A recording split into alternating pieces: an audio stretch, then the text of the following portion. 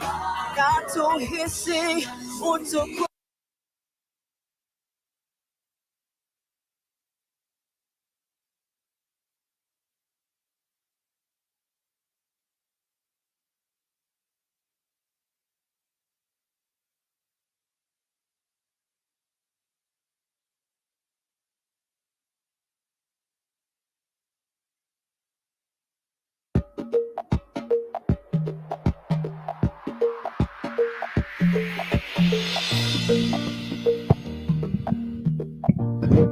Oh yes.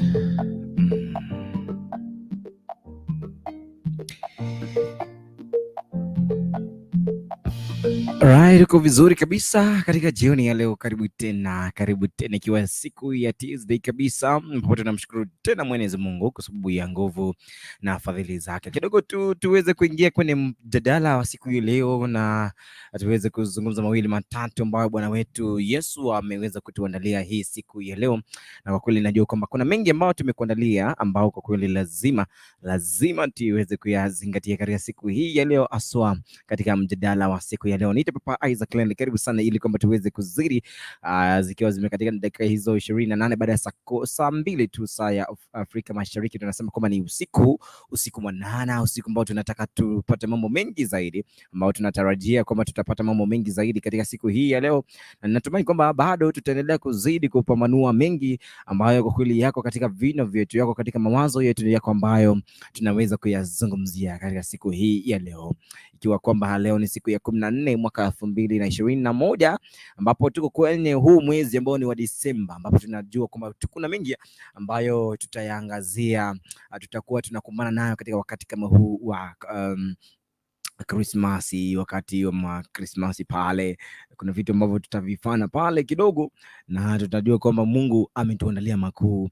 katika siku hizo zote ambazo zitakuwa ni speciali sana, ili kama tuweze kumuinua na kumtukuza. Karibu sana ili kama tuweze kujiunga, ikiwa kama ndipo napojiunga hivi sasa. Niite Papa Isaac Lendi kwenye show hii ambayo ni kawaida, ambayo inaitwa kama Moshene ya Christ.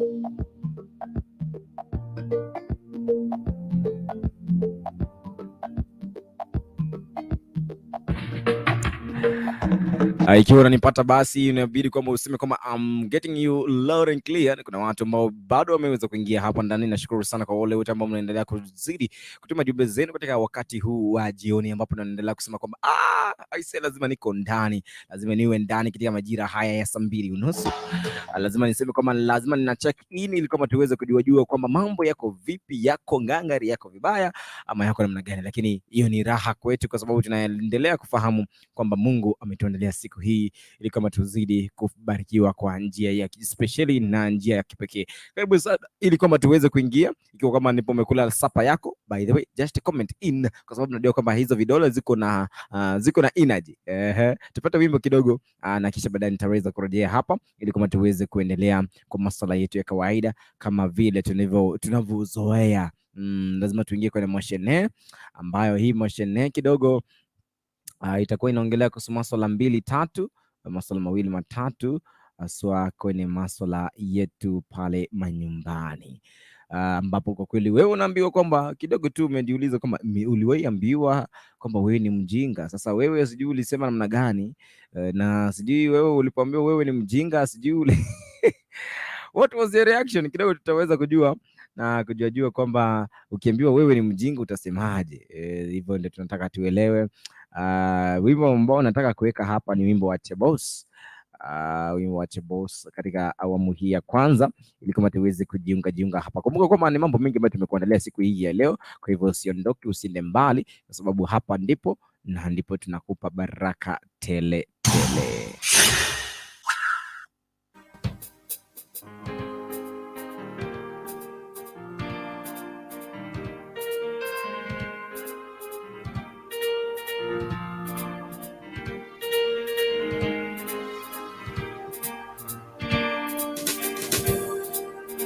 Moyo wangu usikie tena, moyo wangu usimame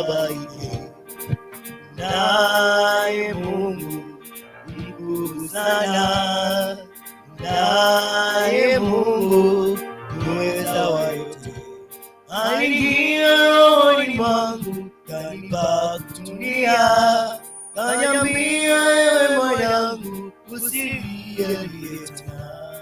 Aingia rohoni mwangu, kanipa kutulia, kaniambia ewe mwanangu, usilie tena. Ninajua shida zangu nitazitatua, bila Yesu mimi ni mtu bure. Bila Yesu mimi ni mtu bure. Kati giza Yesu mwanga wangu, kati huzuni Yesu ni mfariji, kati vita Yesu mwanga wangu, katika njaa Yesu mkate wa uzima. Yesu kimbilio, hatawahi kuniacha. Yesu mwanga wangu, mahali pa kujificha. Yesu kimbilio, hatawahi kuniacha. Yesu mwanga wangu, mahali pa kujificha. Anajua shida zangu, yeye anazitatua. Bila Yesu mimi ni mtu bure. Bila Yesu mimi ni mtu bure.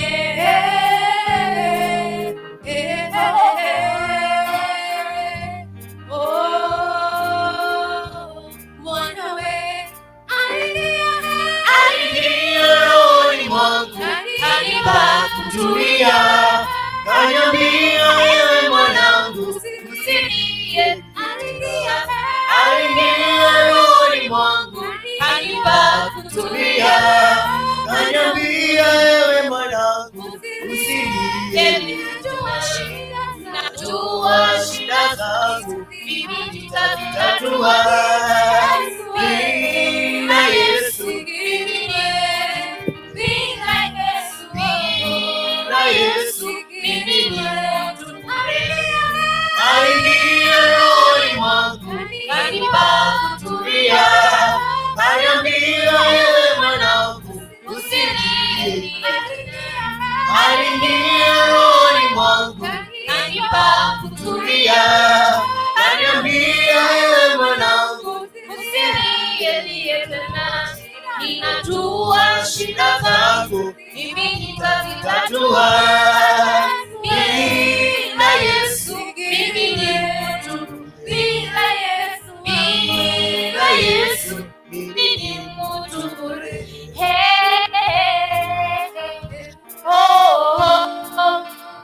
Ndani ya Kristo ninaweka tumaini langu.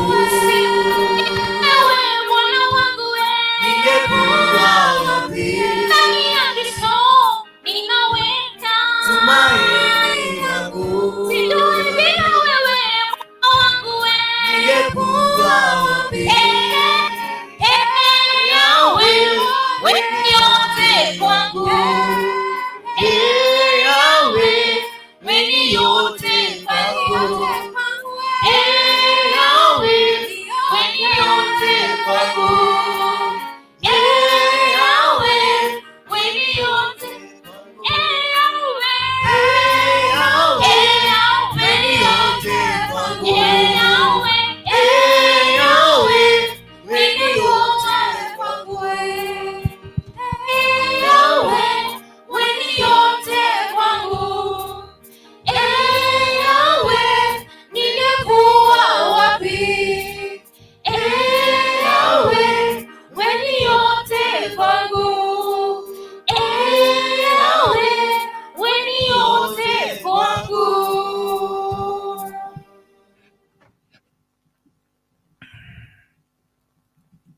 Feel loved and known you from birth and still loves and knows you now. God cares for us in the best way. Na bila shaka thank you so much kwa sababu ya wimbo huo. Wimbo ambao umeondoka hewani ni wimbo wake Jambo ambaye nimesema kwamba wewe ni yote wako wangu. Sijui kama mnanisikia, sijajua kama bado mnaniendelea kunisikia katika awamu hii ya kwanza pale. Sijui kama mnanipata pale, itakuwa ni vizuri kabisa. Nauliza pale kabisa.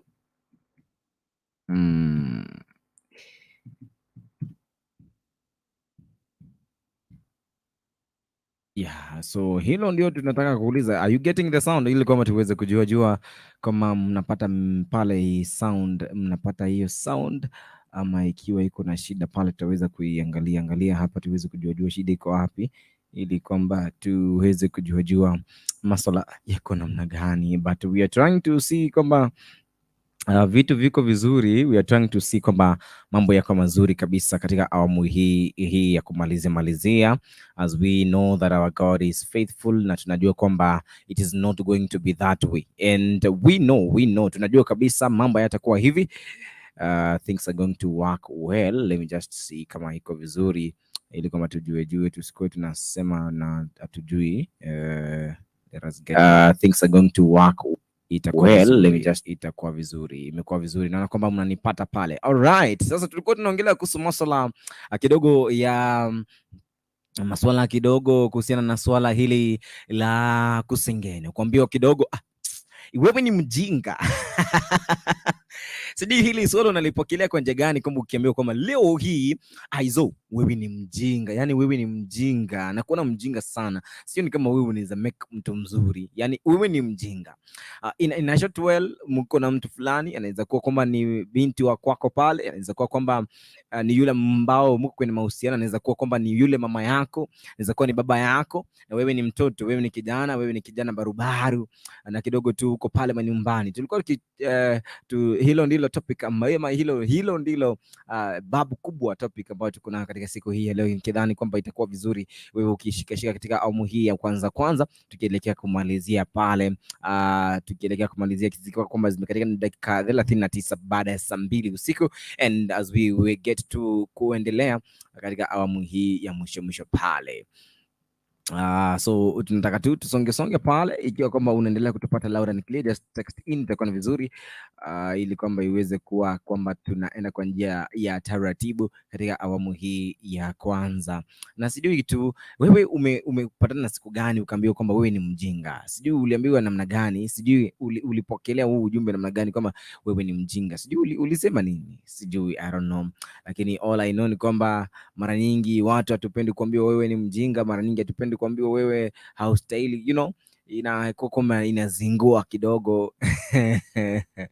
So mtu anahitaji tu kidogo ambiwa kwamba wewe ni mzuri, yani mambo tu mazuri tu, ili kwamba asikuwa anaambiwa kwamba wewe si mzuri, wewe ni mjinga, wewe ni hivi, but iko sawa. Tunataka tu tuombe katika usiku wa leo, katika awamu hii ya kwanza, ili kwamba tuweze kumwambia Bwana wetu aweze kutuongoza katika awamu hii ya kwanza, ili tukiendelea kumalizia pale, iko kwamba wewe unaendelea kutufuatilia kwa njia ambayo ni kem. Tuweze kuomba kwa pamoja na itakuwa ni vizuri. Bwana wetu, tunakushukuru kwa sababu ya upendo wako, tunakushukuru kwa sababu ya jioni hii ambayo Bwana umetupa katika awamu hii ya kwanza. Kwa yule ambaye ni mtazamaji katika awamu hii ya kwanza, Jehova, tunamweka mikononi mwako, nami Baba ambaye ninaongoza hapa kwenye studio, ningependa kwamba Mungu uweze pia kuniongoza, ili kwamba Bwana niweze kukuona wewe. Wana wale ambao watakao piga simu katika awamu hii na hata kuendelea, Bwana tunaomba kwamba Bwana uweze kuwawezesha na uweze kuwatumia kwa njia ya kipekee, katika jina la Baba, la Mwana na la Roho tumeomba.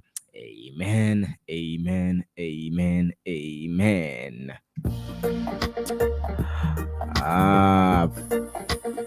Freddy, uko namna gani bana? Brother Freddy, uko namna gani? Fred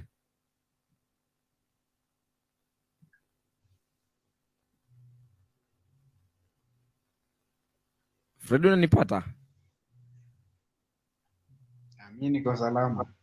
Uko mzima kabisa? Sasa siku imekuwa namna gani? Niko poa wewe. Right. Sasa nimekupata kwa njia ya kipekee. Kwa hivyo nikuulize tu wewe, siku moja umeambiwa kwamba wewe ni mjinga, ulisema namna gani? Wewe ulihisi namna gani?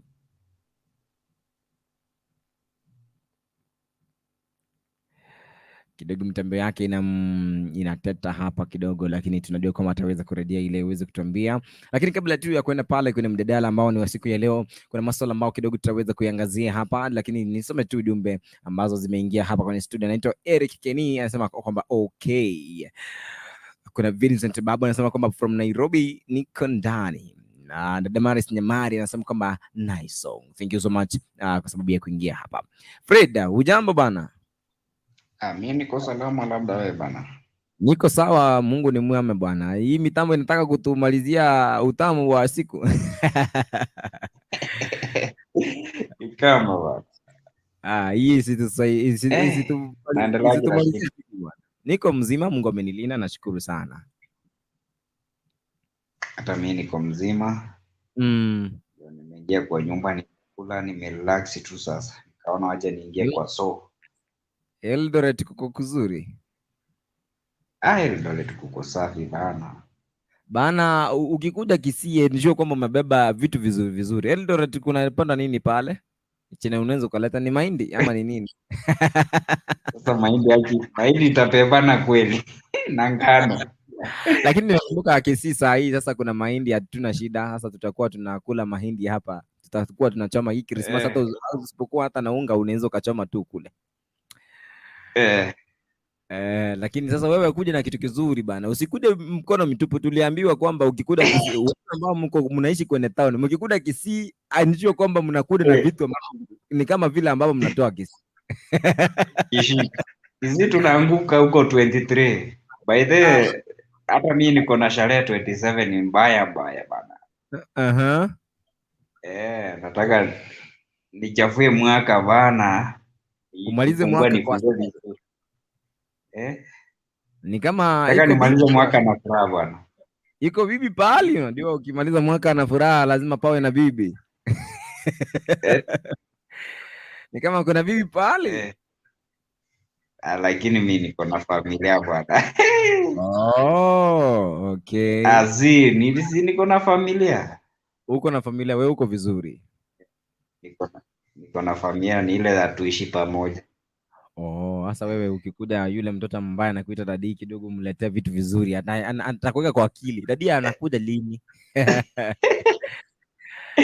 Na wao hiyo siku ni wanakuja Kisii, hawakai Kisii. Yeye anakaa Nairobi, mimi Eldoret. Sasa tutakuja hiyo siku Kisii. Okay. Sawa. Kidogo tu tuweze kujua kulingana na mada ya siku ya leo. Wewe kidogo tu ulipoambiwa kwamba wewe ni mjinga siku fulani, ulihisi aje?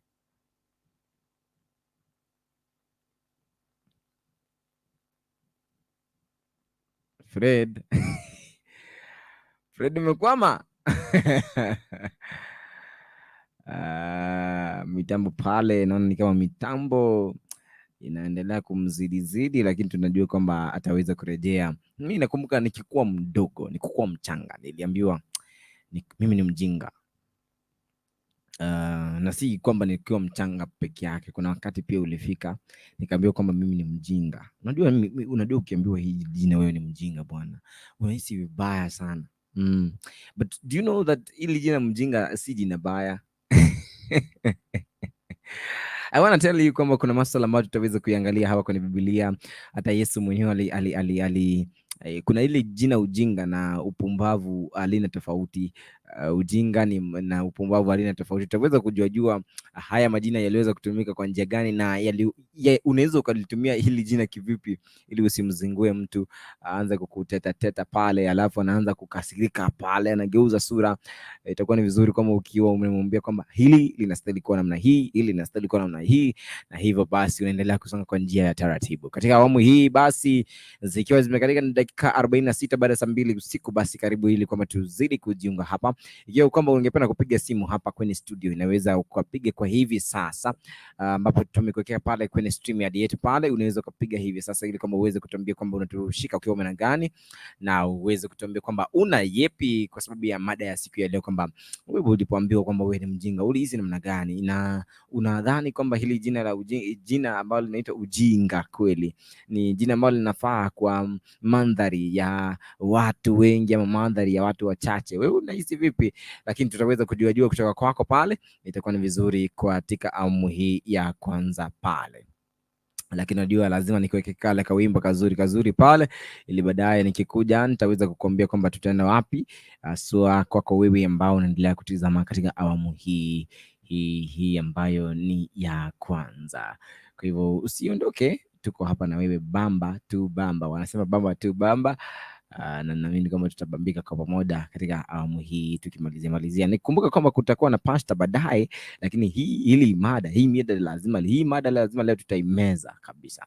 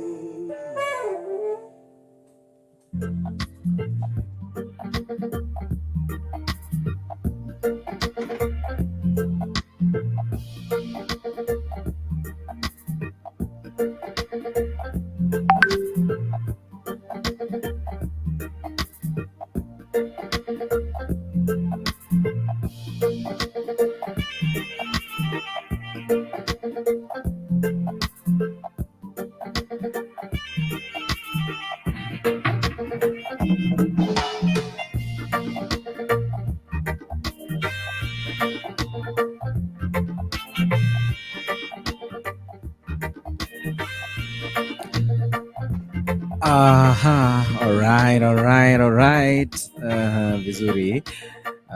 Tukiwa tunamalizia katika awamu hii ya kwanza pale, and thank you so much kwa wale wote ambao mnaendelea kutext in. Thank you so much. You can like that video. Wala ambao tuko pale nyumbani na tuko karibu kwenye radio yetu, kwenye television yetu pale.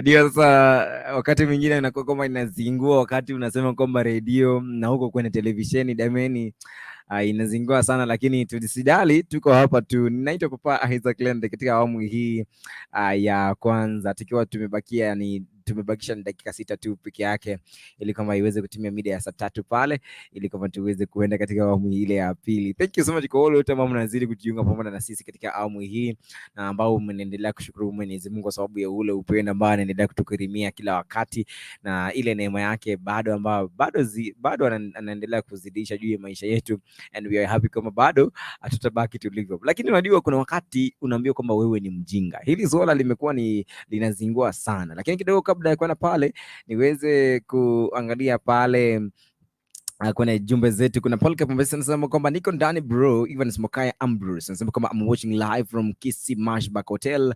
Kuna mwingine anasema kwamba Omwana Onyaga Linet Nyabunyi anasema kwamba ndani kabisa. Alright, thank you so much kwa kuingia ndani kabisa.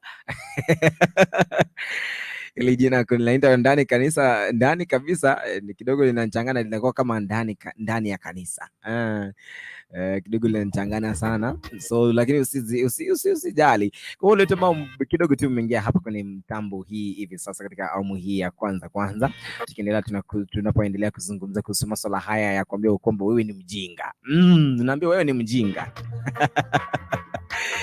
Kidogo najiuliza kama mimi ni mjinga namna gani jamani, kwa sababu mimi sina masuala mengine tofauti ambayo kidogo yanachangana, kwa sababu najua kwamba mimi niko salama, mimi niko sawa. Yani unajua kama mtu anapokuambia kwa wewe ni mjinga unajihisi kama hauko fiti. Wanasema siko fiti. Alright, so unasikia kama mimi siko fiti, basi ujue kama kuna hatari pahali. Kwa hivyo kabla iende kuwa hatari jamani, jitahadhari mapema ili kama ujue kama si vizuri kuambia mtu wewe mjinga, lakini tutajua ni kwa nini mara nyingine ni vizuri kuambia mtu yeye ni mjinga. Lakini sijui wewe, nataka tu nijue kama wewe umeambiwa siku gani kwamba wewe ni mjinga na hata ukahisi kwamba unajidharau. Fuata hii ambayo nimeipost pale ambayo inaitwa ni StreamYard link. Hiyo link ukiingia nayo tutaweza kuongea na wewe hapa moja kwa moja ili kama tuweze kujua yako ni yapi kuhusiana na masuala haya ya kusema kwamba mjinga, mimi ni mjinga. Mimi ni mjinga. Ninaambiwa mimi ni mjinga. Hata unajua kuna bibi wale wako kwenye ndoa, kidogo ameingia ndoa siku ya kwanza, unapata kwamba huyo mvulana ambaye alimuoa kwenye harusi pale kidogo tu amezoea tu kuita ile jina ujinga. Mimi ni mjinga, mlinioa ukasema hutanipa matusi. Hiyo yote sasa unapata kama mtu anapokuda pale inakuwa kwamba ni kuzingua tu, kuambiwa tu kwamba jina ujinga sometimes lina maana gani. Nitakwambia kwamba Yesu alitumia hili jina upuzi. Kidogo kuna mtu pia Paulo alitumia hili jina upuzi, na pia alitumia hata jina lingine mbaya zaidi kwenye Biblia ambalo kidogo ukiliangalia unaona kwamba hata linazidi hilo ambayo tunasema kwamba ni ujinga. Alafu jina ambalo linafanana na ujinga linaitwa upuzi. Tutajua kwamba kama Yesu alitumia ile jina na alitumia kwa njia gani, na unaweza kumwambia anyway, unaweza kutumia ile jina kama mjinga kivipi ili kama mtu unayemwambia asikasirishe, kwa sababu watu ukasirisha na ile jina. Kama ukimwambia wewe ni mjinga, wewe too straight, wewe tu mchukue tu mosmos. Ukishamchukua mosmos ujue huu ujinga utamwambia namna gani, yeye ni mjinga kwa njia gani. Kitaratibu tu, usitaki tu kumkimbisha, mchukue pole pole pole pole. Alright, kama uko kwenye Facebook pale, you can like that video, you can like that our channel, KC TV channel, na unaweza ukashare hii video ya siku ya leo pia as well. Wewe ambao uko pale kwenye YouTube hapa hivi leo, wewe like that video. Kama wewe ni mgeni kidogo, katika mkono wako wa kulia unaangalia hiyo rangi nyekundu, lakini kuna maandishi yameandikwa katika rangi nyeupe, yameandikwa subscribe. Hilo jina kiriza pale, itakuwa inageuka kwa rangi kijivujivu pale, alafu ukirize kwa kengele ambayo imekewa kidogo tu tule alama hizi, alama za mtajo. Hizo alama za mtajo kidogo ziko namna hii, kwa kengele zimekuwa namna hii. Alama za mtajo ni exclamation marks, lakini ni kama dakika moja. Exclamation marks ama quotation marks. Oh yes, my goodness. Hii kizungu tulichukua wapi pale nyumbani bwana? Tuliacha kizungu nyumbani baada ya kupewa certificate za kusomea utangazaji. Hiyo tuliacha. But anyway, don't worry, hiyo kizungu imekuja leo and nimeifikiria. Kuna yule mama ambaye ametuma ujumbe hapa, anasema kwamba nakumbuka wakati madamu wangu aliniambia eti wewe ni mjinga. Wallahi nilichoka, nikakaa chini nikajiuliza maswali. Yani ananitusi tena, mimi ndio dokta. Mimi ndio dokta wake jameni, imagine. Imagine. Lini anasema kwamba yeye aliambia yule ambaye alikuwa ni madamu wake ambaye alikuwa anamtibu, kwa sababu alinamwambia wewe ni mjinga. Wallahi nilichoka, nikakaa chini nikajiuliza maswali. Yani amenitusi tena, mimi ndio dokta wake, imagine. Nimejaribu kuimagine dada yangu Omwano Onyaga Linet Nyaboni, nimejaribu kushikashika pale, ukisema kwamba kidogo ulikuwa unahisi ni kama hauko vizuri, yani wanakuita mjinga.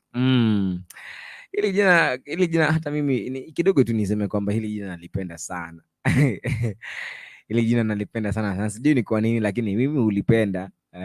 Naweza nikakwambia kuna ujinga, yani straightforward. Hata kama ni mtu mzima, mimi namwambia kuna ujinga. Yani ujinga ni nini tutafahamu baadaye, lakini usiondoke ili kama tuweze kupambanua masuala mawili matatu. Watu ambao wako pale WhatsApp, wala ambao wako kwenye mtambo wetu kwenye kikundi kile cha Kisi Hot pale kwenye sifa na ibada, tafadhali pale watu wa kamera niangalie hapo.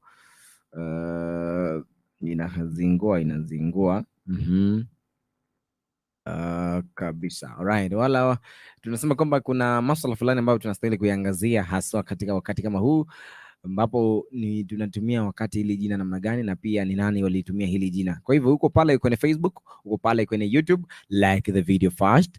The next thing, share hiyo link ambayo nimeweka hapo juu, ambayo nitaionyesha kwenye screen hapa. Hii hapa hiyo link, jaribu kushare na watu. Unaiona hapa kwenye maandishi yetu, kwenye maongezi yetu hapa mahali mnaendelea kuchat pale.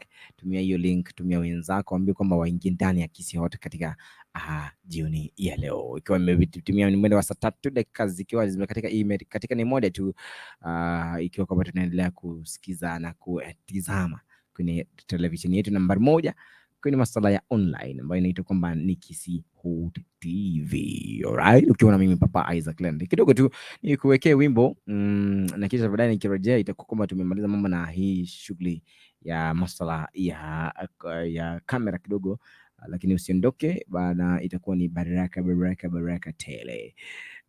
Usiondoke, ni baraka. Alright, sasa wewe endelea kutuma jumbe zako. Nikirudi hapa nataka kuona hizo jumbe zenu, kwamba wewe ulipoambiwa ulikuwa darasa lipi kidogo, na ulihisi namna gani wakati ulikuwa unaambiwa wewe ni mjinga. Na kidogo tu nitarejea ili kwamba kuwapa mambo mawili matatu kuhusiana na masuala haya ya ukiambiwa wewe ni mjinga unastahili kufanya namna gani jameni.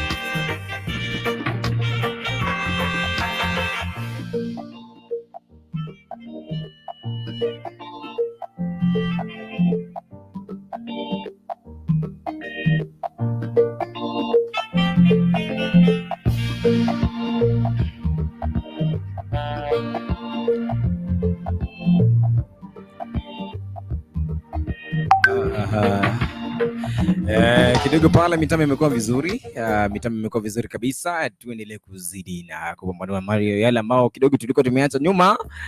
Sasa turudi tuongee masuala haya kidogo. Sasa mimi siku moja nilipokuwa nakumbuka kwamba niliambiwa nikiwa kwamba mimi ni mjinga, na hasa yule ambaye anapenda hili jina ni baba yangu. Ananiambia acha ujinga kijana, fanya vitu ninakwambia na baadaye nilipoingia katika kidato cha kwanza cha pili kuendelea hadi cha 4, nataka niongee jaja ni cha 4. Nilikuwa na mwalimu wangu wa darasa, alikuwa anaitwa mwalimu Boni. Mwalimu Boni alikuwa mwalimu wangu wa darasa tangia kidato cha 2 hadi kile cha 4. Hasa mwalimu huyu alikuwa anapenda hilo jina, acha ujinga. Na ndiye alikuwa anasema hili jina lilikuwa njia nzuri tu. Acha ujinga. Unajua ukitumia ile jina, hii ndio njia unastahili kutumia hili jina. Acha ujinga bana. Alafu alikuwa anakicheka kidogo. Acha ujinga. Na hata kikomea unajua huko unahisi vibaya kwa sababu unaona ni kama kuna point hapa. Dada mkubwa ananiambia kwamba ndio naingia. Karibu sana dada mkubwa, ikiwa kama unaendelea kuingia kutoka pale Riyadh, Saudia.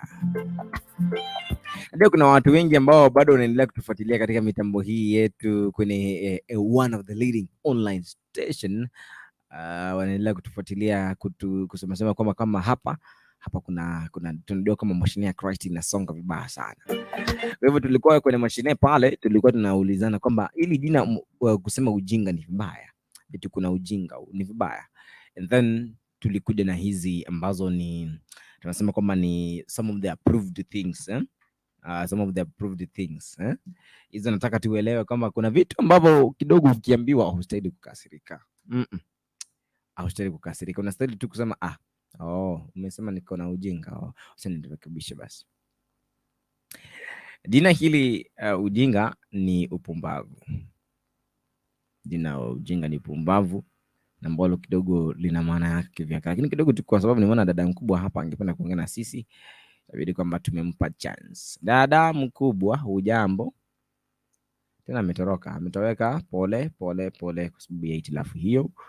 We are very sorry for that. Haya. Naona kwamba amerudia tena, sijui kama atakuwa na nafasi ya kuongea.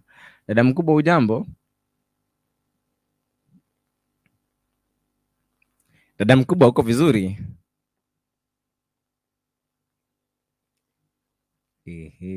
Haya, sasa aongei, itabidi kwamba tumempa wakati kidogo ameweza kuongea, kuona atafanya namna gani, ndio tujue itakuwa namna gani.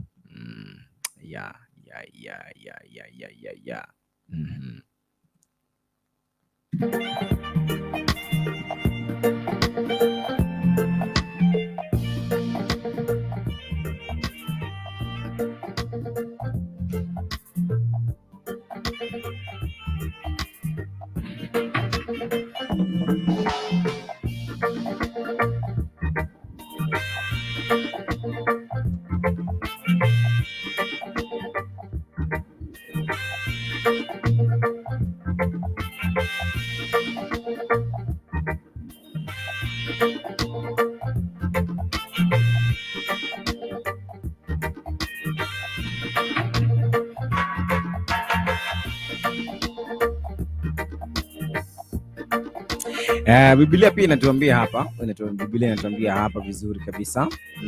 Nataka tu tuelewe hapa. Kuna kitabu cha Yeremia. Yeremia nataka tukwambie vizuri ndio uelewa pale. Katika kitabu cha Yeremia ukiangalia ile sura ya 4 mstari wa 22 hadi 24 inasema kwamba the Lord says, my people are stupid.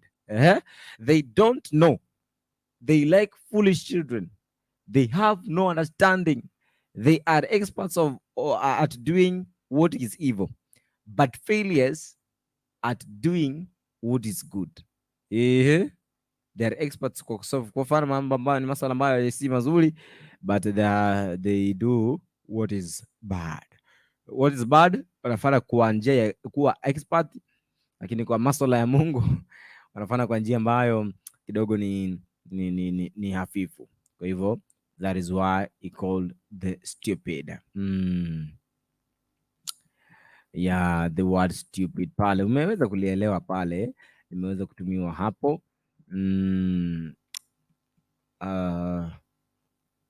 Pia katika kitabu cha Proverbs tuangalia hapa sura ni ya 12:1 inasema kwamba whoever loves discipline loves knowledge and he who hates reproof is stupid. Hiki ndicho kilikuwa kifungu muhimu hasa katika maongezi ya siku ya leo. Katika pia 2 Timothy nilikwambia hili jina Paulo alitumia, always learning and never able to arrive at the knowledge of truth. It is being stupid as well. John chapter 8 verse 32 inasema kwamba and you will know the truth and the truth will set you free. Do not be deceived. Bad company ruins good morals. Do not be stupid. Hapo kuna jina hilo deceived ni do not be fooled or usikue mjinga. That is what inamaanisha pale. So the word being stupid imetumiwa kwenye Biblia. Na hilo jina leo nataka tuelewe. Ile jina si la kukutusi, ni la kukwambia ili ujue ukweli uliopo katika hayo mambo ambao kidogo naambiwa.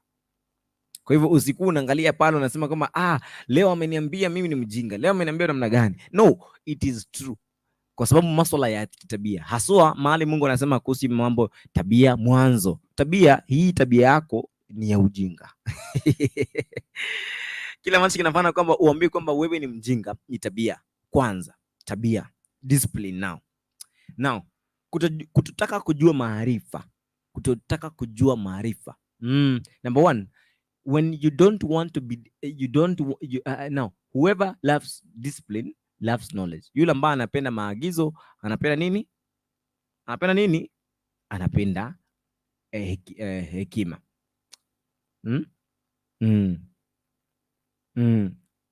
Hekima hapana, anapenda maarifa hayo. Hekima ni wisdom. Anapenda maarifa. He who hates reproof is stupid. Wewe ambao upendi kukosolewa, wewe ni mjinga. Na that is why wakati mtu anakukosoa nakwambia kwanza, wakati mtu unapoambiwa wewe ni mjinga lazima mtu akuwekee ile jina wewe ni mjinga wakati unapokosolewa. Mimi vile niko hivi. Yule yeyote ambaye nitakayemfunza ama yule ambaye nimemfunza lazima nitamwambia hapo wewe umekuwa mjinga. Hapo wewe umekuwa mjinga. Fred, ujambo? Naona kama umerudi. Nimerudi. Haya, hebu wewe tuambie ni siku gani uliambiwa kwamba wewe ni mjinga na ukahisi vibaya sana? Mimi ni mjinga? Si unaambiwa anga tu mara mingi bwana. What was your reaction? Reaction yako ilikuwa namna gani? Nilikuwa pita bwana. Kwanza kuna mrembo wangu aliniambia mimi ni mjinga. Nilienda kumplay. Alinituzi bwana. Aliniambia wewe ni mjinga bwana. Ulimwambia ulifanya nini akakwambia wewe ni mjinga? Nilienda kumcheza bwana. Nilimcheza na best yake bwana. Ulimcheza na best yake bwana? Alafu beti kachoma kote bwana. Sasa ndiye akaniambia wewe ni mjinga. Na huyo mwingine baada akaniambia wewe ni mjinga. Sasa nikakuwa mjinga mara. Ai. Lakini si unaona kidogo tu walikuwa wanakuambia ukweli kidogo, sio? Enyewe ni ukweli. Kwa Tamaa. sababu Tamaa sasa inakuja. Unajua mtu anapokuambia wewe ni mjinga kidogo tu akuna ukweli fulani ambao kidogo nataka uelewe. Na hata mimi naona eneo walikuwa si kwa ubaya. Walikuwa wanakuambia cha ukweli. Unakumbuka ile kitu tulikuwa tunaambiwa cha ukweli high school? Ndio hiyo sasa. Aya, thank you so much. Na kidogo ungependa kuwasalimia kila nani by the way? Najua lazima usalimie ndugu na dada ambao wako pale nyumbani leo. Sasa nasalimia ndugu na dada. Nasalimia brother me, they know my dad. My dad. Namwambia atapata quick recovery. Yes. Niko na best yangu hapa tunaishi na yeye. Tunamsalimia hata kama amesikia. Nasalimia my wife. Mtaje jina ndio ajisikie. Mtaje jina ajisikie bana. Leo nitampea chitaje mwenyewe. Oh, vizuri. Nasalimia my wife. Mtoto wa mi. Na wote bana. Alright. Itakuwa vizuri. Hebu mpe simu bana huyu ndugu yako kidogo aweze kutuongelesha. Ndio huyo. Kwa simu bana. Hello, vipi bwana? Hello. Yes, Jambo. Uko eneo gani hili bwana? Wewe ni nani bwana? Inaitwa Cosmos. Tuko eneo la toilet. Okay. Hapo ndio tunachapa kazi tu.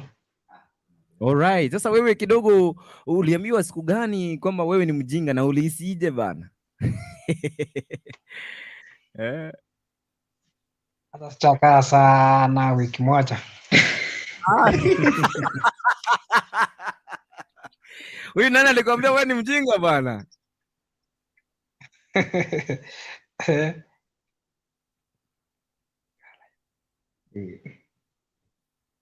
Nani alikwambia wewe ni mjinga?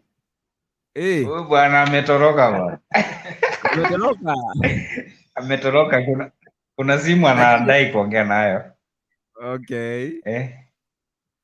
Lakini tumetambua kila mtu huwa anaambiwa ile jina wewe ni mjinga mara nyingi sana, lakini si jina baya, ni zuri. Hakuna mwenye hajawahi ambiwa, hata president ameambiwa wewe ni mjinga. Hakuna mwenye hajawahi ambiwa. Alright, thank you so much. Tunafurahi kuongea na wewe Fred. Thank you so much. Mungu akubariki.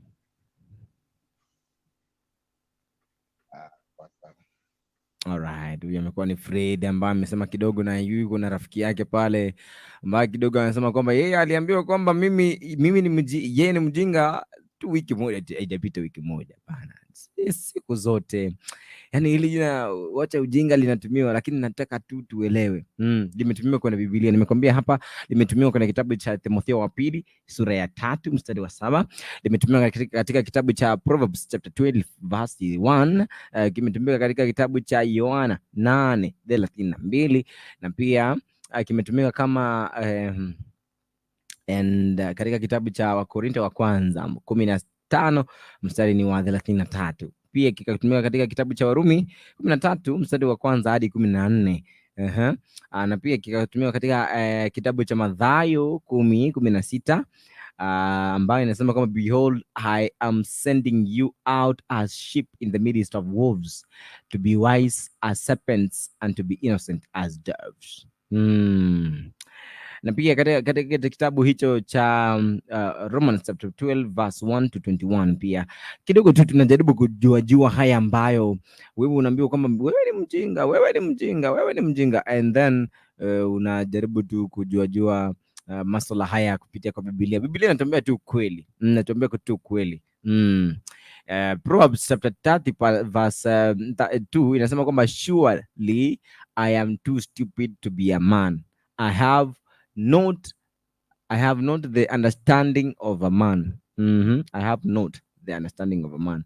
So hana ile kuelewa cha mwanadamu, kwa hivyo anajiona kwamba yeye ni mjinga. That is in the book of Proverbs, yani Mithali 30. Tuanze na mstari wa pili pale Yeremia katika sura ya 4:22 tumesoma pale, na pia katika kitabu cha Efeso 5 tukianzia 18, kitabu cha Yakobo yani James chapter 1 verse 5. Kitabu bado tu cha Mithali haswa katika kitabu cha Mithali kimeongelea kuhusu kuwa mjinga, yani masuala mengi haswa katika ujinga. Na pia ukiangalia katika kitabu hicho cha nyimbo za Suleimani ama Songs of Solomon, kitabu hicho pia kinakuanga na mambo fulani ya mwanamke mjinga, mwanamke pia. Hata kitabu hiki tunaangalia pale kitabu cha Second Kings ama Wafalme wa Pili, sura ya 2 23 hadi 24. Inaongelea kuhusu haya maswali because watu walikuwa nataka tu tuelewe wao watoto walikuwa wajinga. Hii kwanza niongelea historia ya Elisha. Unajua kuna watu ambao kidogo tunakuanga na kipara. Hiki kipara tuko nacho ni baraka ya Mwenyezi Mungu. Kidogo tuko na hiyo airstrip inaenda pale nyuma. Na hata mimi nakumbuka kuna wakati tulikuwa shuleni, halafu mzee ndio kama baba yangu, kuna si vibaya kuongea, kama baba yangu ni good example, ni kidogo amechomeka hii nywele ilitoka sijui ilitoka namna gani, ilienda hadi ikafika hapa nyuma kidogo. Na watu unapata kwamba wananyoa tu chini, hawataki kunyoa juu, wananyoa tu chini na kisha kama mambo yako chini sana, yani haionekani. Alright, haya watu hao tutaenda hapo. Kwa hiyo story kidogo tu nisome hizi ya jumbe. Dada mkubwa alikuwa alishasema kama ni ndipo naingia. Akipia Sara Masheti anasema kwamba ndio kuingia. Freddy na kugotea vipi. Alafu pia dada mkubwa amesema kwamba yani mtu aniite mjinga nalipele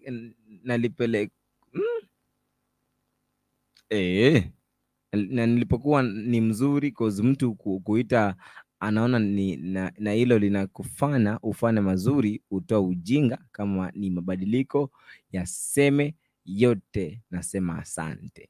Okay, hii tumepata vizuri. Yani kuna wakati unastahili kuitwa mjinga. Ukiitwa mjinga inamaanisha kwamba kuna mambo fulani ambao unastahili kubadilisha na kidogo uweze kukua vizuri. Gertrude na Mari Manze ananiambia kwamba hello to you my sister. Kuna yule ambaye anaitwa Jennifer Kerubu anasema kama tuned in. Thank you so much kwa sababu yuko tuned in. Kwa wale watu ambao tuko pale YouTube, like that video pale chini unapoendelea kuwatch. Hiyo thumb ambayo imefanya namna hii kuelekea mkono wa kulia itakuwa ni vizuri, na ile ambayo imeangalia chini usiguze, wewe angalia ile ambayo imeangalia juu ili kuwe vizuri tukisonga kwa njia ya barabara. Mama G for General. Ili huyu sasa leo nimemuona. Mama G for General. Yes. Uko namna gani? Yes. Niko salama sana. For the very first time nimeambiwa Mama G for General. Sasa mimi sijajua Mlikuwa mnaongelea nini? Ulikuwa na kipindi gani? Ni kidogo tu nikuulize. Yes. Wakati ulikuwa yani katika maisha yako umeambiwa lini mwisho kwamba wewe ni mjinga?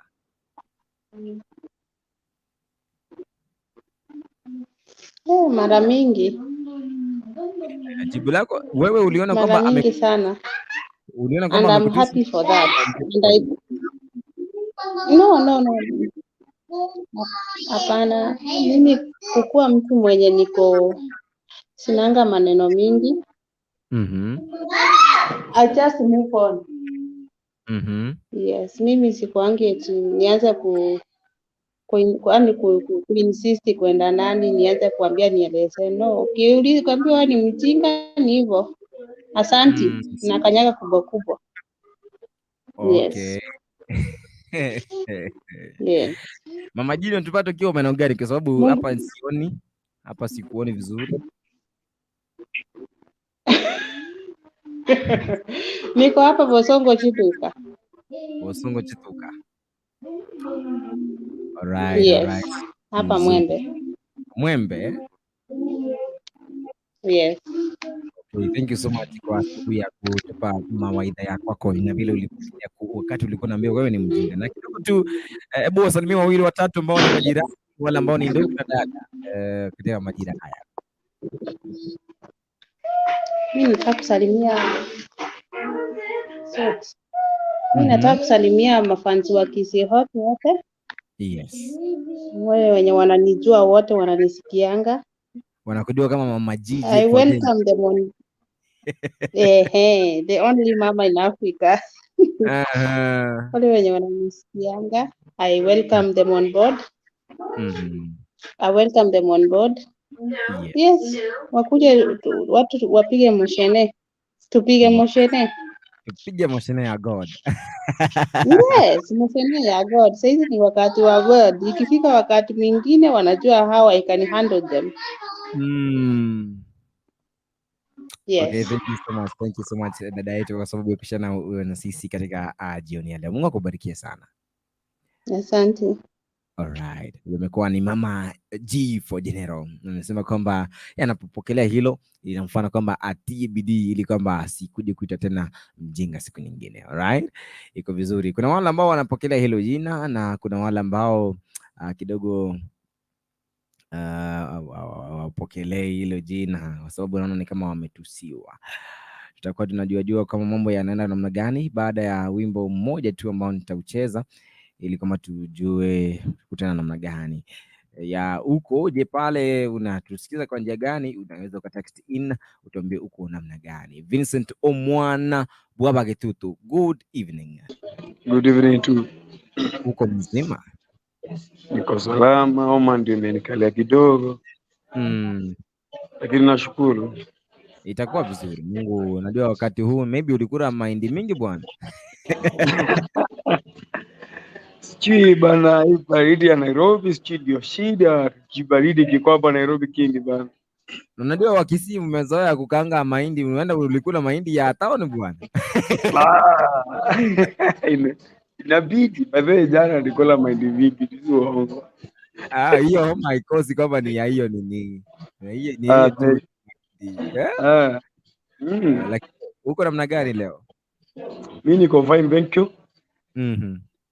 Nina tu nisalimie mamangu, my dad James Babu, and sistangu Mary, Nechi Fan Jones ya All TV. Vizuri. Sasa wewe lakini umedificha sana bana Vincent.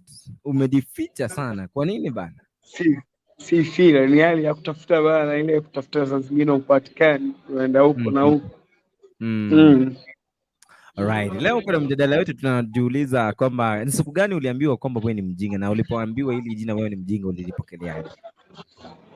Bala mobu venye huyo data ametoka amesema hivyo ni mara mingi uambiwa, lakini ile tu unavumilia na wewe si mjinga huyo. Wewe si kuwa mjinga. Unavumilia tu na move on venye huyo mwanadada amesema.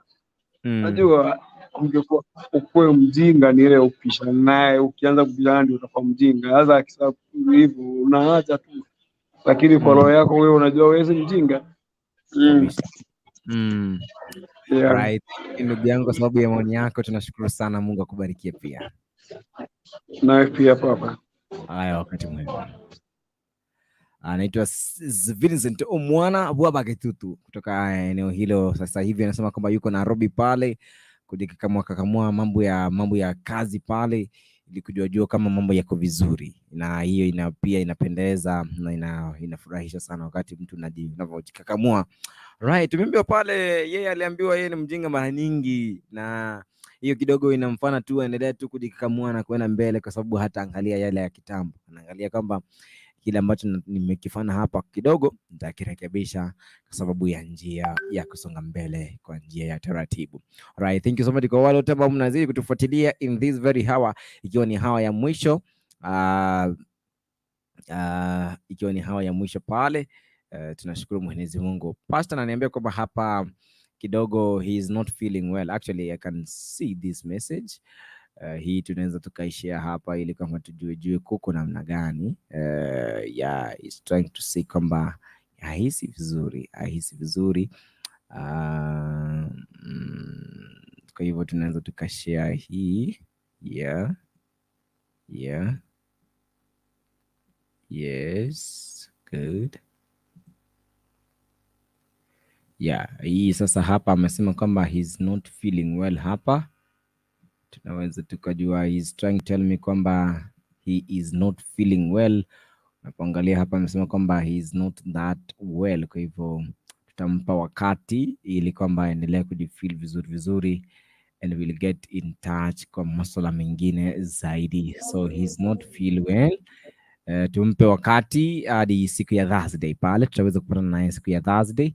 Kwa hivyo tumpe tu wakati ili kwamba aweze kutulia pale, kwa sababu anajua alitoka katika ile safari refu sana, safari ya kutoka eneo lile la Tanzania, na alikuwa kwenye kuzunguka mambo mingi kama mambo kadha, lakini tunaamini kwamba God ambaye ni Mungu ambaye ni MOSHENEE na tunakuwa naye hapa, ni yake Mungu atamjalia hata aweze kupona hata kabla ya hiyo siku ya Thursday. Vizuri. So mara nyingi wewe unaambiwa kwamba wewe ni mjinga kwa sababu ya tabia. Pili, unaambiwa wewe ni mjinga kwa sababu ya nini? Kwa sababu ya masuala fulani. Aswa kutokuwa mkweli.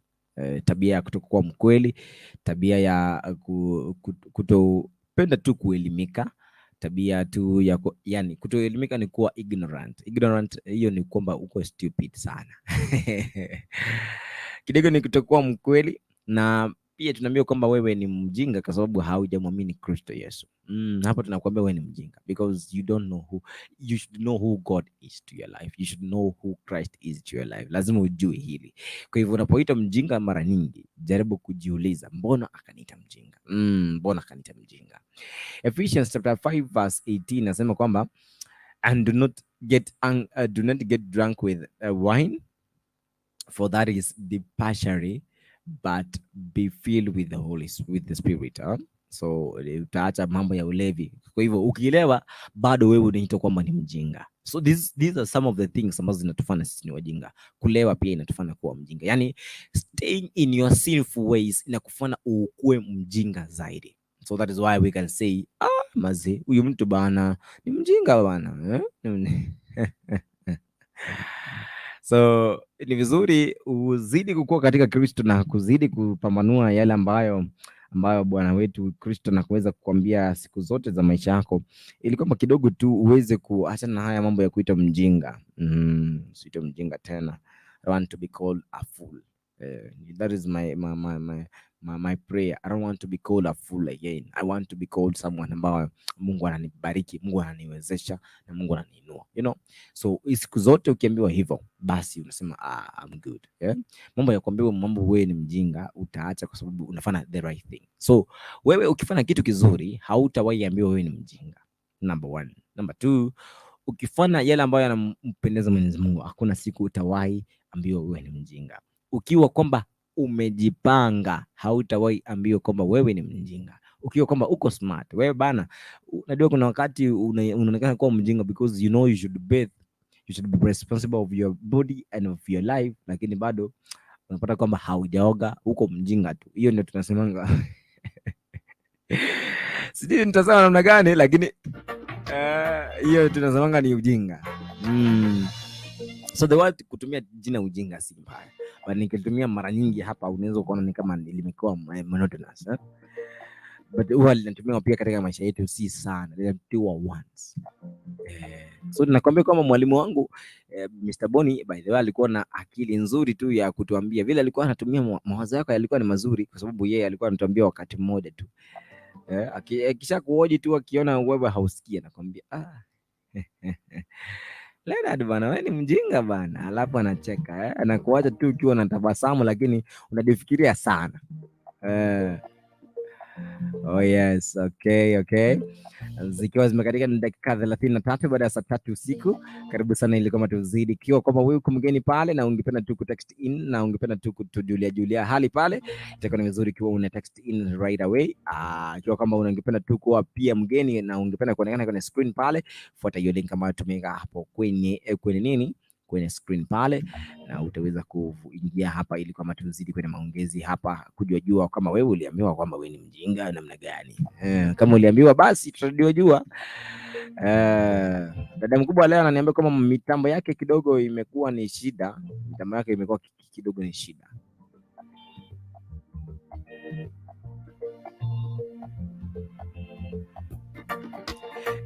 Dada mkubwa aliniambia kwamba mara nyingi yeye akiambiwa hivyo anasema kwamba asante kwa kunikosoa, na ninasema asante kwa sababu umeniambia ukweli. Kwa hivyo mara nyingi tukiambia ukweli kidogo tu tuseme kwamba mimi eneo umeniambia ukweli.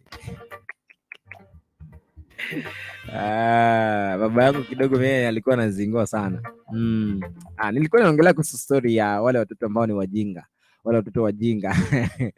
Katika kitabu hicho cha Second Kings pale tunasoma kuhusu historia hiyo yake Elisha, ambaye alikuwa ni mtumishi wa Mwenyezi Mungu, and we get to know kwamba alikuwa ameongea nini na Mwenyezi Mungu. Wakati alikuwa unajua tunaambiwa kwamba huyo ambaye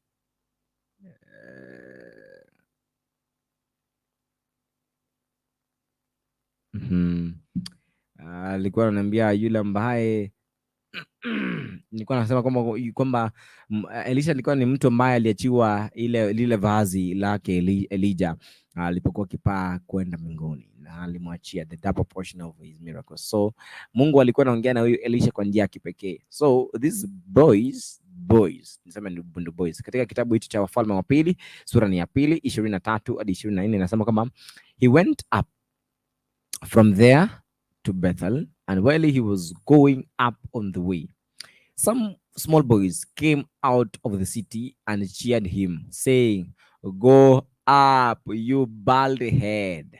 Go up, you bald head." And he turned around. And when he saw them, he cast them in the name of the Lord. The two Shibias came out of the woods and tore 42 of the boys. And tore 42 boys. 42 of the boys. Maze, watu 40 na wa vijana watu wangapi? 42 waliliwa tu na wolves. Wolves ni sijui Kiswahili tunasema namna gani, lakini nitaweza kujua hiyo siku nyingine. Hata utaweza kufanya research. Wolves wanaita namna gani? Utaangalia kitabu hicho cha Wafalme wa Pili hapo sura ni ya 2 23 hadi 24. Unajua nikikumegea kila kitu hapa tutakuwa tunasonga. Tunataka tusonge haraka ili kidogo itakuwa ni vizuri tukijua, na wewe ukijua kwamba tukijua hivyo itakuwa ni vizuri. So hao watu walifanya kitu ambacho kidogo bald head ni kumaanisha ni mtu ambaye ni kipara. Kwa hivyo watu ambao kidogo kizungu kilikuwa kimekushinda, tell those people maze, wakati unaongea na wao unamwambia that bald head man. Baba yangu asikie jide kama hilo ukimuita, sijui atakuwa kama Elisha atakuitia alright. Hiyo ni mambo ya pale nyumbani, by the way. Hatustahili kuongea hapa. Acha ni mamaze. Ni asimu sijaongea. Okay. Na katika kitabu cha Deuteronomy 21 verse 18 to 21 pia inatupia fact fulani kwamba if a man who has a stubborn and rebellious son who will not obey the voice of his father or the voice of his mother, and though they discipline him, will not listen to them, then his father and his mother shall take hold of him and bring him out of the elders of his city at the gate of the place where he lives. And they shall say to the elders of the city, "This our son is stubborn and rebellious. He will not obey our voice. He is a glutton and a drunkard." Then all the men of the city shall stone him to death. Ndio kitambo ukikuwa kwamba haungesikia hayo yote, wewe kidogo katika wakati huo wa Musa, kama ni wewe, tungekuwa tunakuhesabu katika siku ya leo. Tungekuwa tunaweka katika kaburi la sahau, kwa sababu sasa hivi ungekuwa umeuliwa tu because hausikii. Mara nyingi unapoambiwa mjinga hivyo umefika watu kwenye koo. So mara nyingi kwa kutosikia pia unaonekana kwa yani attributes za mtu ambaye ni mjinga Zinakuwa kama yeye asikii sauti yeyote, iwe mzazi, iwe ni jirani, iwe ni yeyote. Kwa hivyo inakuwa kama ni vigumu kwa mtu kama huyo kuweza kukua kwamba anasaidika. Zimekatika ni dakika 40 baada ya saa 3 usiku, ukiwa na mimi Papa Isaac Lende kwenye Moshenee Christ, tukiendelea kupambanua mawili na matatu katika awamu hii ya mwisho pale, tukiwa tumebakisha ni dakika 20 peke yake ili kama tuweze kutoka hapa kwenye studio, ambapo ndugu yangu yule ambaye ni ndugu Kurukuntu ataweza kuingia hapa mida hiyo ya saa 4 na dakika 5 pale, ili aweze kujulisha mambo mawili matatu. Kuanzia saa 4 pale utaweza kumpata ndugu Kurukuntu katika masuala hayo ya tunasema kama ni family affairs. Hizo family affairs zile za mambo ya bedroom pale utaweza kuyapata pale na usiondoke. Alright? Tukana vizuri. Lakini tukiendelea kusonga pale chini, because I still want to give you those facts kutoka kwa Biblia. Ephesians chapter 5 verse 4. Yani kitabu cha Efeso ukianzia ni sura hiyo ya 5 mstari ni wa 4. Unasema kama let there be no filthiness or nor foolish talk nor crude joking. They are out of place. But instead let be thanksgiving. By the way, those who do make jokes about other people, kama tulivyosema hapa katika kitabu cha Wafalme wa Pili, hiyo watoto kimcheka yule ambaye alikuwa ni Elisha alipokuwa akitokea pale, alipokuwa akimtaka kufanya mambo yake ya kimungu pale. So wakati unaongea mambo mabaya kuhusu mtu fulani, wakati unamuongea vibaya, spying mambo fulani, wewe unaonekana kwa mjinga. Kuwa na wivu inaonekana kama wewe ni mjinga. That is what they are saying here. So it's good kwamba wewe uko ni mtu wa kupeana shukrani kwa kila jambo and know who you are serving. So mara nyingi leo hii topic nimeweka kwa sababu ya masuala fulani mawili matatu, ili kama tuweze kupambanua ni lipi hili ambalo Mwenyezi Mungu analitaka katika maisha yetu. So anything that is sinful ni ujinga mbele za Mwenyezi Mungu. Anything that is unrighteous, wacha ni kwanza niweke vizuri, kile kitu ambacho ni dhambi machoni pa Bwana ni ujinga kutoka kwa mtu, na kile ambacho mwanadamu unakifanya kwa sababu ujifurahishe wewe na wala si kumfurahisha Mwenyezi Mungu ni ujinga. Sasa hivyo inatupasa kwamba tuweze kufanya kile ambacho Mungu amekusudia kwamba tukifanya katika maisha yetu, tuweze kusonga kutoka kwa njia moja hadi nyingine, na tuweze kusimama katika ule msanjari wa kuweza kutetea neno lake Mwenyezi Mungu. Nikirejea itakuwa ni wakati wa kuchukua simu za mwisho pale kwa wale ambao wadapiga simu kwa hapa kwenye studio katika majira haya, ili kama tuweze kumalizia. Lakini kwa sasa niweke tu wimbo mmoja, ili tukirejea hapa itakuwa ni kumalizia pale na kufunga virago tuweze kutoka hapa katika awamu hii ya mwisho, zikiwa zimekatika na dakika 43 baada ya saa 3. Tupate wimbo huo.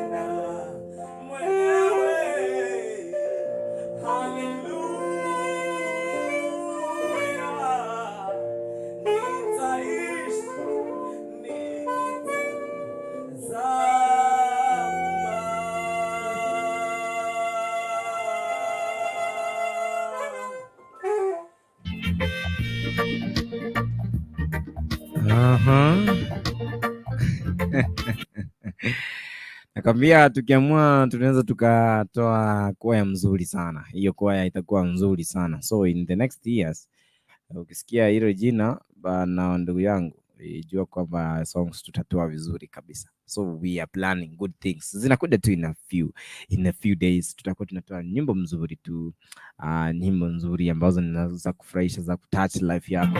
Na kidogo tu pale tu kidogo hata wewe unaposikiza tu unaumia ikiwa kwamba hujamkubali Kristo. Nyimbo ambazo kwa kweli zinaingia ndani ya roho. Kidogo nikupa tu historia kidogo kabla ya kutoka nikiwa nimebakisha dakika 10 pale, hakuna mbili pale, ili kama uweze kupambanua vitu viwili. Naam. Nataka tuangalie kitabu hicho. Nitakwambia hicho kitabu baada ya kukupa history.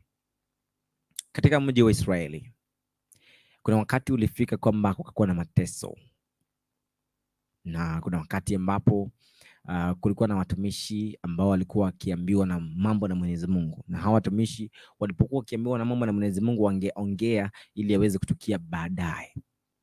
Na hapa kulikuwa na yule ambaye ni mtumishi wa Mungu ambaye alikuwa ni nabii Ahija. Alipokuwa ni nabii alisema kwamba aliambiwa na neno na Mwenyezi Mungu, akaenda kwake Jeroboam, akamwambia Jeroboam, niko na kamba hapa na ikata mara 12, na utachukua vipande 10, nitachukua vipande 2. hapa kulikuwa na kwamba alipochukua vipande viwili huyu ambaye alikuwa ni Ahija, ambaye alikuwa ni nabii wa Israeli, na alipopea Jeroboamu vipande 10, alianza kumwelezea, Mungu amesema kwamba utakuwa kiongozi wa Israeli, lakini Israeli itagawana mara mbili. Kuna Southern Kingdom na Northern Kingdom. Kwa kwamba kuna yule ambaye angeongoza makundi mawili ambao ni nchi mbili, na yule ambaye angeongoza mataifa 10. Mataifa kwa mawili yalienda kwa Rehoboam na mengine ya 10 yakaenda kwa Jeroboam, vile alivyoamliwa ama alivyoambiwa na yule mtumishi wa Mwenyezi Mungu ambaye alikuja kumweleza. Lakini kabla ya haya mambo kutokea, wakati Ahija akimwelezea, hakuwa amekuwa kama ni mtu ambaye ameweza kuingia katika kile kiti cha kuwa kwamba yeye ndio kiongozi wa nchi hiyo, hizo nchi 10, kwa sababu Solomoni alikuwa anampenda Rehoboam. Akaamua kwamba alikuwa amekasirishwa hadi wakati alikuwa anataka amuue Jeroboam.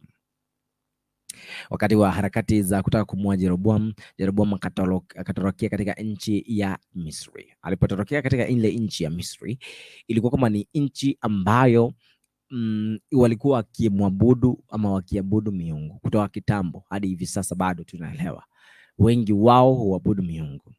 Walipokuwa wakiabudu miungu, ikafika kwamba aliporudi baada ya kusikia kwamba baba yake amekufa na yule ambaye amechukua hatamu ya kuwa kiongozi alikuwa ni ndugu yake Rehoboam. Rehoboam akaongoza Israeli kwa miaka michache, lakini baadaye huyu ndugu aliporudi baada ya kusikia kwamba Rehoboam ameapishwa kuwa kiongozi wa Israeli, alirudi akamwambia, na alikuja na watu ambao ni muhimu, kwa sababu tunaambiwa he came with important people. Huyu ambaye alikuwa anaitwa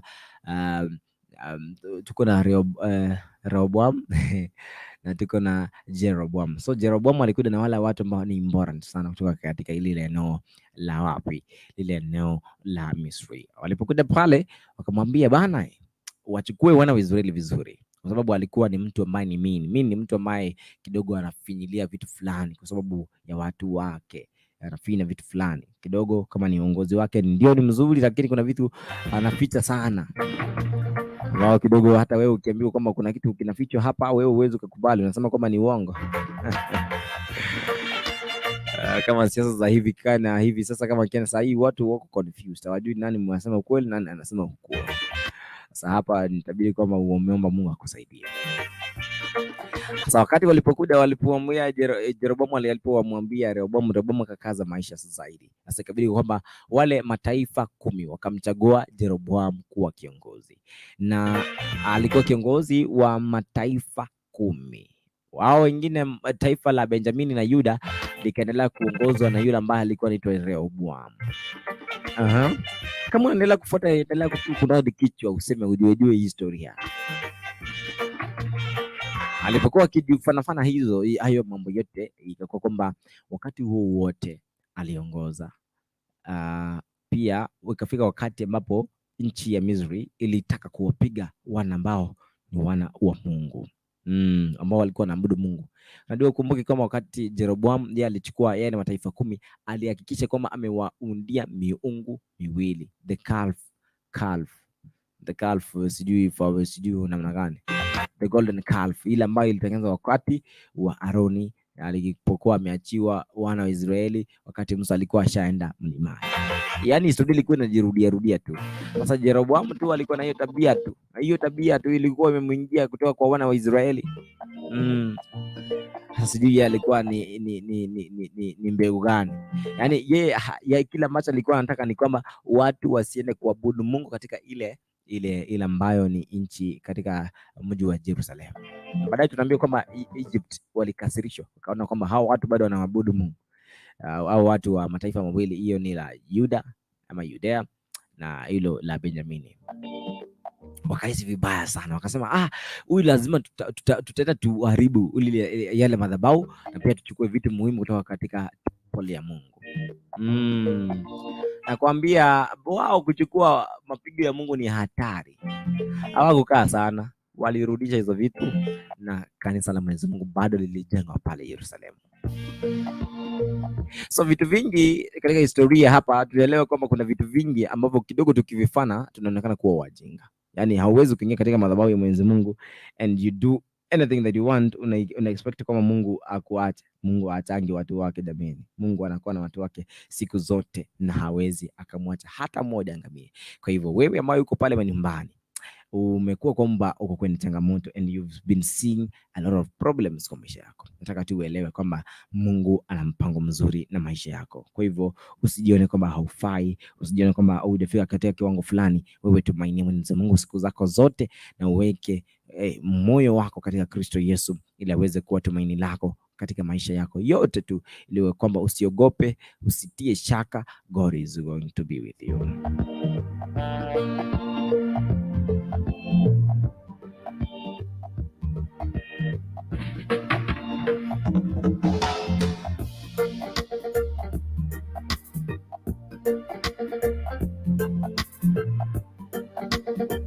Alright, ikiwa kama umekuwa ukitufuatilia kitangia tulipoanza hadi hivi sasa tunashukuru sana, lakini kabla ya kumalizia pale kuna advert lazima nicheze hapa ili kwamba tuweze kujua ni yapi haya ambayo tunastahili kuyafanya ili kwamba ikae vizuri katika nafasi kama hii ambayo tuliopewa hapa kwenye Kisi Hot TV. Lakini kwanza niseme kama shukrani kwa sababu ya wale wote ambao mmekuwa mkifuatilia show zetu na Mungu akubariki sana. Lakini kabla ya kumalizia, kuna ile ambayo unaona maandishi yanayopita hapo chini, ikiwa kwamba kuna event, kuna mazishi pale, wewe ambaye ni mwimbaji ungependa tu kushoot video zako kidogo, wewe ambaye ni mwimbaji pia ungependa kurecord songs zako vizuri na katika studio ambayo ni ya kimataifa tu tuseme, na ni nzuri ambayo inasikika zaidi kwa sababu nyimbo zako zinachezwa hapa kwenye Kisi Hot TV na zinaonekana nchi zote, kwenye matawa, kwenye maeneo yote. Kwa hivyo wewe utatuma ujumbe ama arafa kwa 07001694, yani 0700169444. Itakuwa ni vizuri ukifanya vile ili kwamba uweze kuwasiliana na wale ambao ni wa marketing and sales and marketing, ili kwamba uweze kukuelekeza kwa njia nzuri. Ikiwa kwamba kuna event ya mazishi, event ya pastor ambaye anafanywa operation, event ya pale uko na birthday, ungependa tu mtoto wako aone birthday yake katika maisha ya mbele, kidogo tunataka tu shooting tu nzuri, itakuwa ni vizuri umetext hapa kwa 0700169444, 0700169444, na ama unaweza ukapiga, unaweza uka-SMS kupitia kwa SMS, unaweza ukatuma pia kupitia kwa njia ya WhatsApp ili uweze kuwasiliana na wale ambao ni wasimamizi wa sales and marketing. Itakuwa ni vizuri. Thank you so much kwa wale wote ambao mmekuwa hapa ndani tangia tulipoanza hadi hivi sasa. Hii mida sasa ni ya kumaliza na kutamatisha show yetu, na naamini kwamba umekuwa na siku nzuri na umebarikiwa sana kwa masuala haya, kwamba usionekane kwamba wewe unaona vitu kama hivi unaona kama ni ujinga. Tumesema kwamba kuna vitu vitatu ambavyo wewe unastahili kuvifuata. Yani kuishi ndani ya Mwenyezi Mungu, hautawahi kuita mjinga. Pili, kufanya yale ambayo ni ya Mwenyezi Mungu, hautawahi kuita mjinga. Na kutenda lile ambalo linamfaa Mwenyezi Mungu, hautawahi itwa mjinga. Kwa hivyo wewe usijidharau, usijione kama haufai, wewe kwamba karibia Mwenyezi Mungu na itakuwa ni vizuri wewe ukisoma kwa njia ya taratibu. Nite Papa Isaac Leonard, thank you so much. Tuonana tena siku ya kesho kwenye Moshenee ya Christ kama kawaida, ili kama tuzidi kujua kama iko namna gani hiyo kesho. Moshenee itakuwa ni kali kesho nakwambia, and hiyo haina bargain, hiyo nakwambia kesho nayo itakuwa kali sana. Yani wewe ingoje. Thank you so much for my fans, wale ambao ni team comment, team viewers, team silent viewers pia, na wale ambao mmekuwa mkipiga simu hapa. God bless you so much. I love you so much and I wish you a very very peaceful night, ambayo ninasema kwamba may the grace of our Lord Jesus Christ and the love of God and the fellowship of the Holy Spirit be with us now and forever. Amen and amen. Shalom shalom. Tupatane tena hiyo kesho. Kutana naye kurukuntu kwa dakika chache tu ambazo zinakuja in a short while.